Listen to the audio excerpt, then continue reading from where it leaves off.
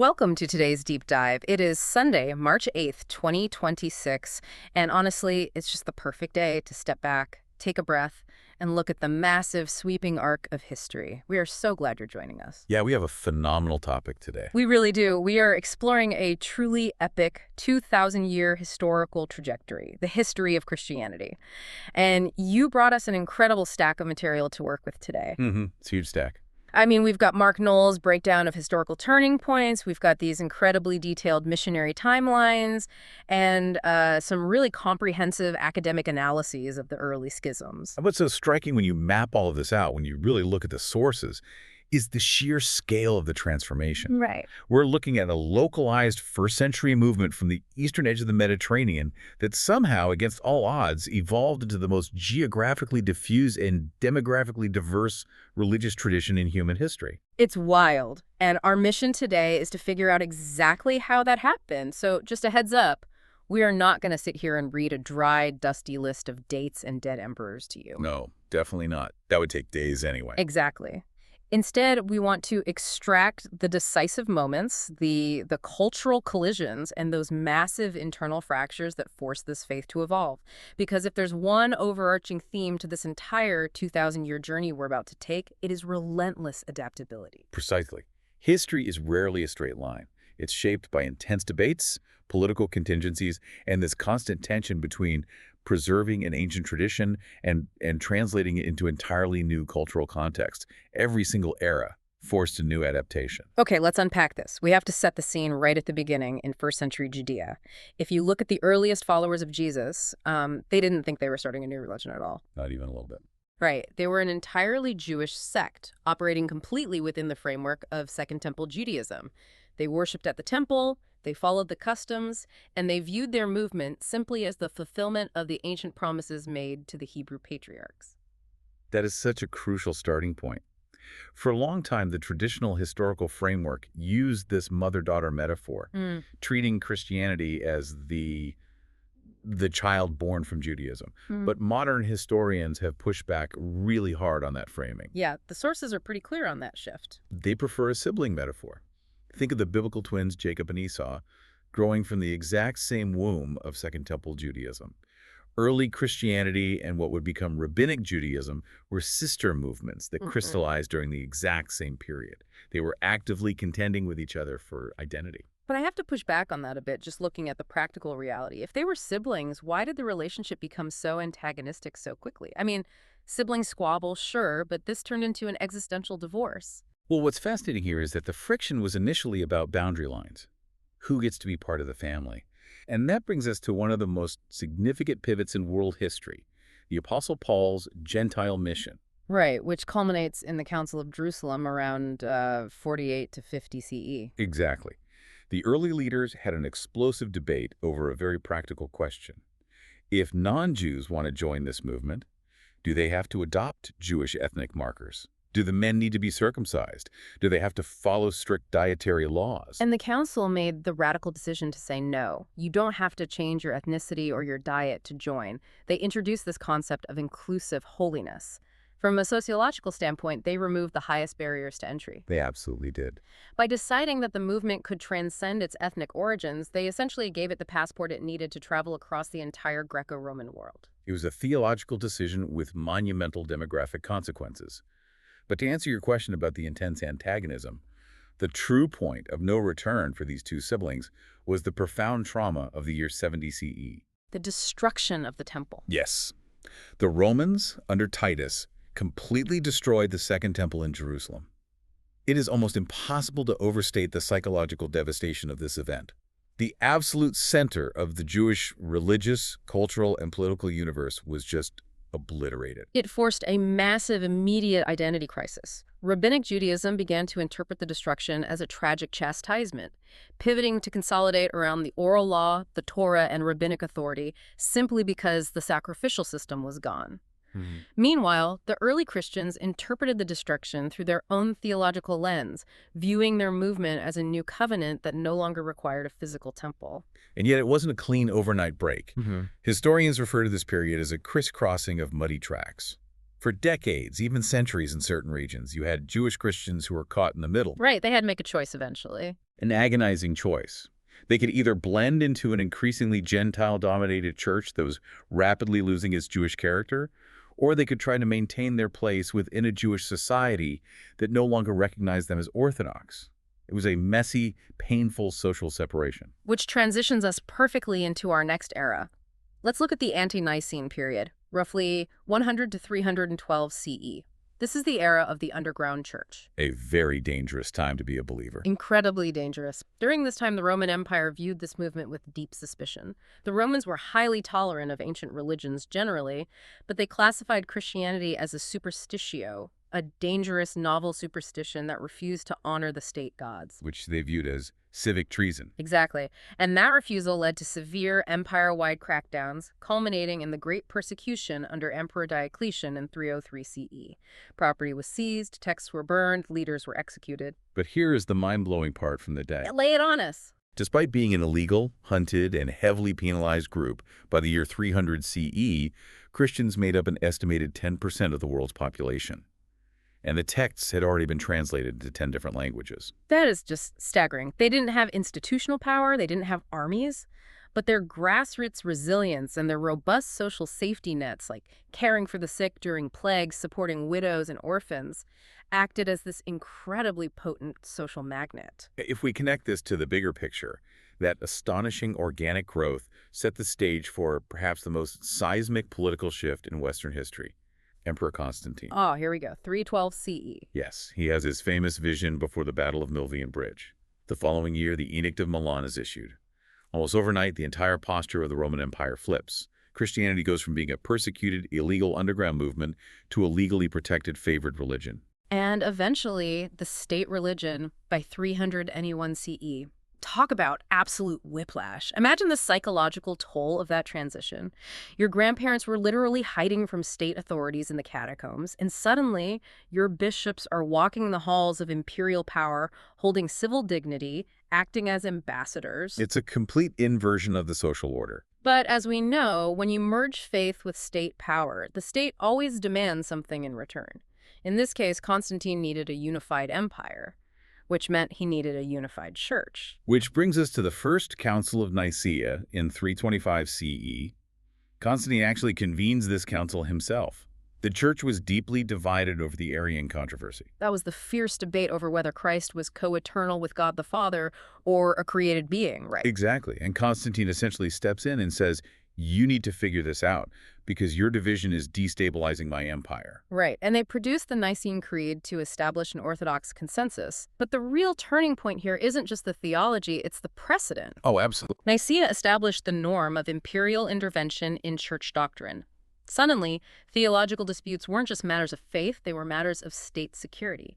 The church had completely tethered itself to the Roman political machine. A completely new era. Here's where it gets really interesting.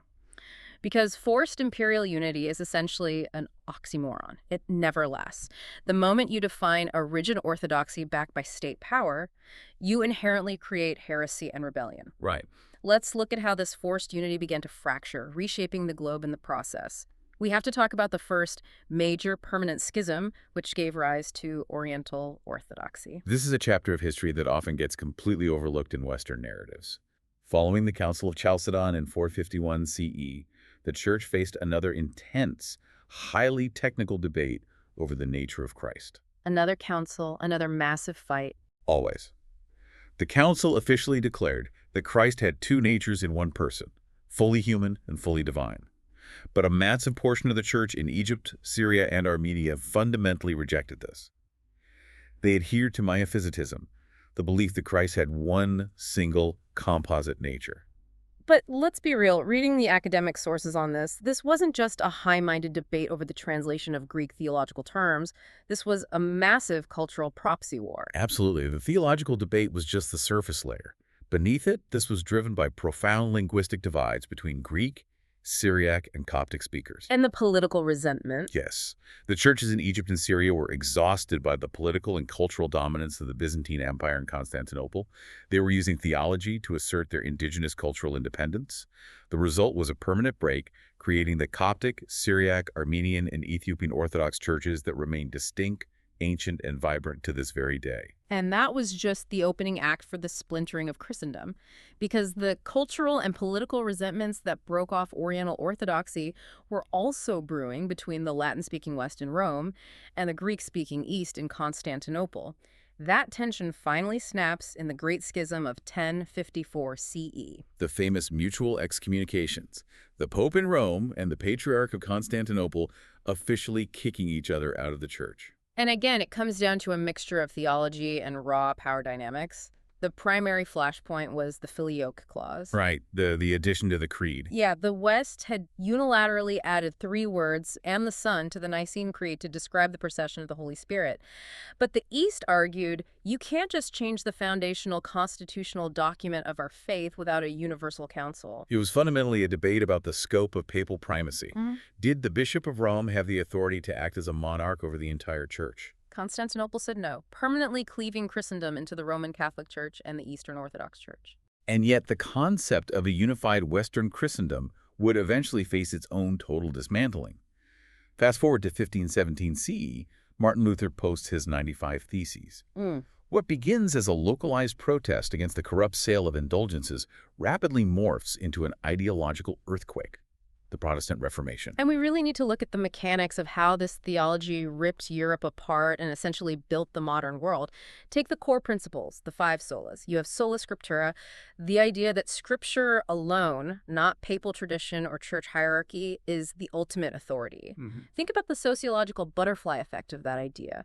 If the individual believer needs to read the text for themselves, you need mass literacy. You need the printing press. That explosion of literacy and critical reading directly paves the way for the scientific revolution. It totally democratized knowledge. And then you have solified, justification by faith alone.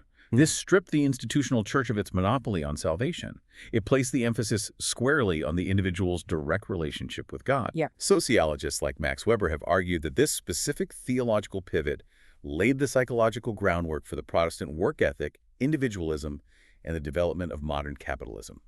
Not to mention the geopolitical fallout. It completely redrew the map of Europe. It handed local princes the perfect ideological excuse to break away from the political and financial control of Rome. Leading to decades of war. Brutal religious wars, which ultimately ended with the Peace of Westphalia and the concept of whose realm, his religion, essentially birthing the concept of the modern sovereign nation-state. It's incredible how theology shapes the political map.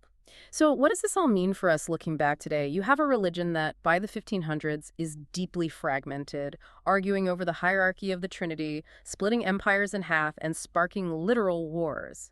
How did a tradition this fractured manage to continue growing on a global scale? The answer is found in its extraordinary capacity for cross-cultural translation. The history of cross-cultural missions is incredibly complex, often beautiful, frequently tragic, but it is the engine of this global expansion. Let's look at the beautiful side of that adaptation first. Take St. Patrick in the year 432 CE. He goes to Ireland, which is entirely outside the Roman Empire. Right. Instead of doing what later colonial powers would do, imposing Roman language, Roman dress, and Roman legal customs, Patrick takes the time to truly absorb Celtic culture. He translates the concepts into their existing worldview. His approach of cultural adaptation was so wildly effective that within a few generations, the Celts themselves became some of the most adventurous missionaries in the world. Sailing across the sea to evangelize Scotland and continental Europe. Or look at the Moravian movement in the 1700s. The entire Moravian global missionary enterprise was sparked by a chance encounter. Oh, I love this story from the timeline. Right. Their leader, Count Zinzendorf, attended a royal coronation in Denmark and happened to meet a non-European man who explained he had only recently heard the name of Christ. That single conversation ignited a passion that sent Moravian missionaries to the Caribbean, to Greenland, and to South Africa decades before the broader, massive Protestant missionary movement of the 19th century really took off. And we see that same drive for deep adaptation in 1584 with Jesuit missionaries like Matteo Ricci arriving in Ming Dynasty China. Ricci didn't show up demanding everyone act European. He adopted the silk robes of a Chinese scholar, mastered the language, and tried to present his faith seamlessly within the existing framework of Confucian thought. But as we see in the academic sources, we also have to confront the darker realities of this expansion. As European naval power grew, mission work frequently became inextricably entangled with colonialism, economic exploitation, and imperial conquest. Yeah, we can't ignore that. Yeah. There are countless tragic stories of indigenous populations suffering as the message of the faith was compromised by the violence of the empires delivering it. For centuries, Christianity's expansion was heavily and often violently associated with Western power. Which makes the modern demographic data you brought us so incredibly jarring. It completely upends the narrative that this is purely a Western religion.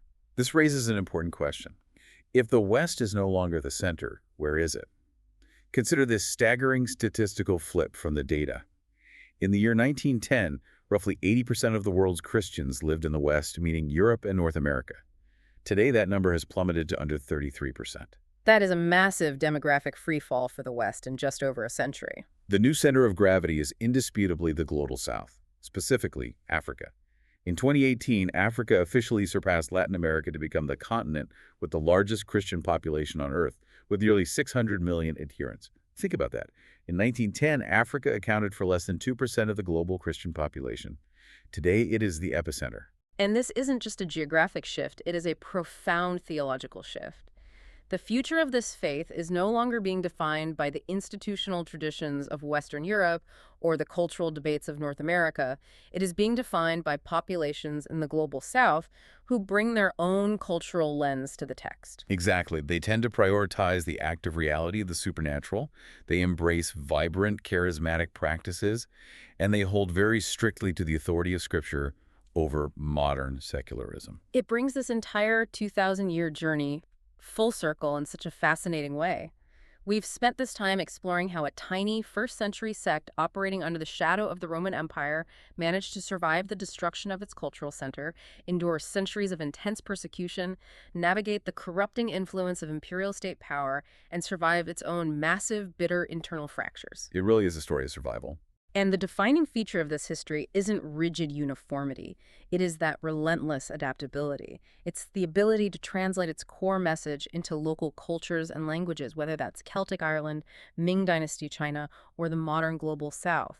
Thank you so much to you, our listener, for bringing such an incredible, expansive stack of material for us to explore today. It has been a brilliant exploration. And before we go, I want to leave you with one final mind-bending historical fact from the sources to really mull over later. Oh, perfect. Lay it on us. In the year 1623, workers who were digging near an ancient church in Xi'an, China, unearthed a massive 9-foot-tall stone monument known as the Xin Still. When scholars examined the text, which was intricately carved in both Chinese characters and ancient Syriac script, they discovered it had been written by a Syrian monk named Adam in the year 781 A.D. 781 A.D., right in the middle of the Tang Dynasty. Yes. And the inscription commemorated the arrival of a Christian missionary named Abraham to China way back in the year 625 A.D. The monument described the faith as the illustrious religion in China.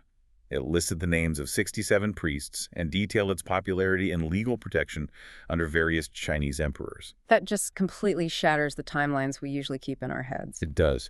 It is a stunning reminder that long, long before the modern era, and far, far outside the borders of the old Roman Empire, the drive to share this message was already traveling the ancient Silk Road. It proves that history is always larger, richer, and far more complex than we can ever imagine. What an incredible image to end on. A 9-foot stone monument buried in China, quietly holding a piece of 7th century history, waiting to be found.